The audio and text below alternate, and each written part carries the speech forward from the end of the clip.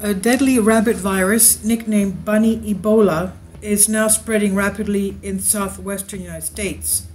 Now, these are American rabbits. Some of them are the ones with the big ears. You'll see next is the West. This one here is the West Texas jackrabbit. There's various species of them. Now, this rabbit virus is extremely infectious and spreads very easily. As the U.S. struggles to bring coronavirus outbreak under control, another virus is now wreaking havoc among the country's rabbit population. Across 7 states in the Southwest, thousands of wild and domestic rabbits are dying from a rare outbreak of a highly contagious disease known as rabbit hemorrhagic disease virus, or RHDV2. We refer to it as the bunny Ebola. This is what Amanda Jones, veterinarian from Killeen, Texas, told The Cut. While the rabbit virus is not related in any way, shape, or form to Ebola, a virus that causes severe bleeding, organ failure, and death in humans and primates, Jones said RHDV2 ravages rabbit bodies in a similar way. The virus causes lesions in rabbits' organs and tissues, which leads to internal bleeding and death. Often the only outward sign that the animals are infected comes after their death. After suddenly dropping dead, their noses leak bloody discharge. Since April, the U.S. Department of Agriculture has confirmed RHDV2 cases in Arizona, California, Colorado, Nevada, New Mexico, Utah, and Texas. Parts of western Mexico have also been hit with this virus. And this virus, it's moved like mad. This outbreak is the 4th time RHDV2 has been reported in the U.S. Variants of the virus have spread across almost every continent since scientists reported the first case in China 35 years ago. It's also been reported in the UK on rabbits, but it's the first time the virus has spread beyond domesticated animals to hit rabbits, pikas, and hares, wild hares, the wild rabbits, the hares native to North America. Cottontails, snowshoe hares, and jackrabbits have all gotten sick from this. The fact that this is in multiple counties and rabbitries, that's why this is so concerning. This is what Eric Stewart, Executive Director of American Rabbit Breeders Association, says.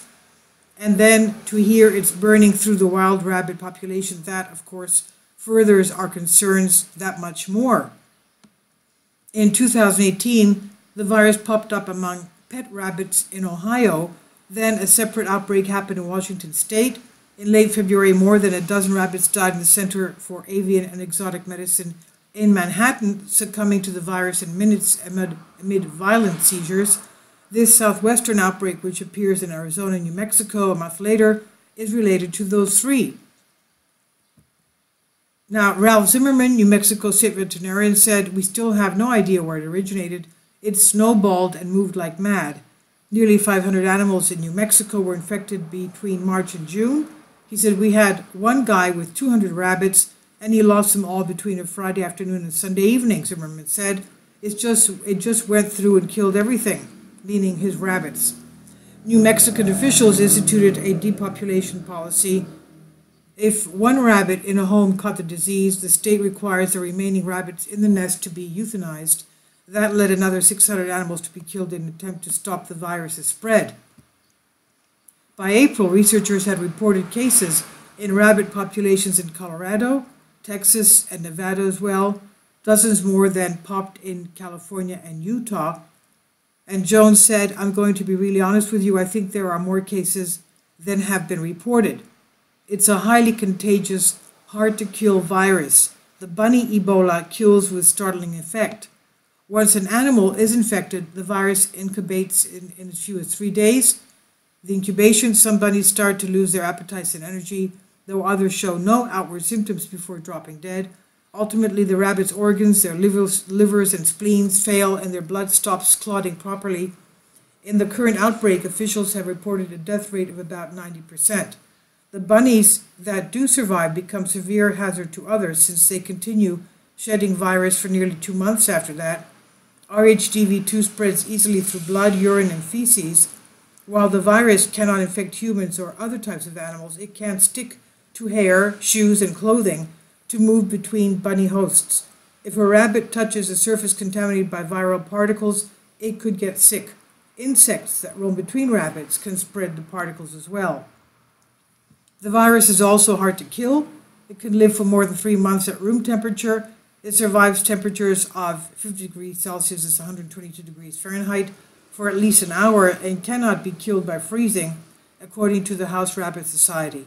And that's what's more, the virus has no cure, and obtained a vaccine in the US is a time-consuming process.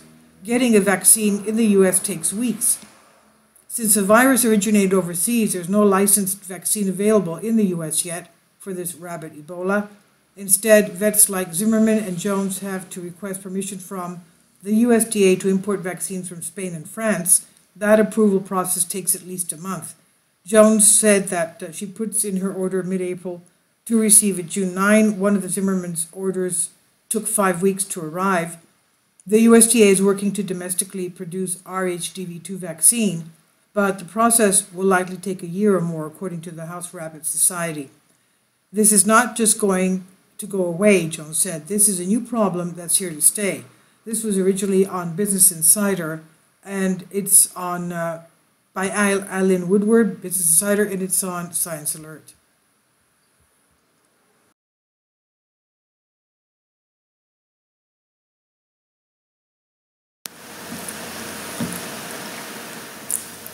If you'd like to join me on my Patreon account, you will hear content not covered by mainstream media. These riveting stories will be based on my research, and I will state my opinions and give my personal insight on diverse and controversial subjects and world events not covered by mainstream media, and not supported by YouTube guidelines. So whatever I have on my Patreon, most of those will not be on my YouTube channel. Please consider becoming a member today. More of the most significant and important videos will be on my Patreon channel.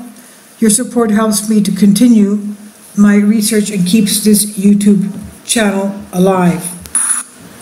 And we depend on your support, your generous charity, because we help economically challenged families here in Athens, Greece, in Kapota, and we also help the young generation with university tuition and the community around our church. Thank you.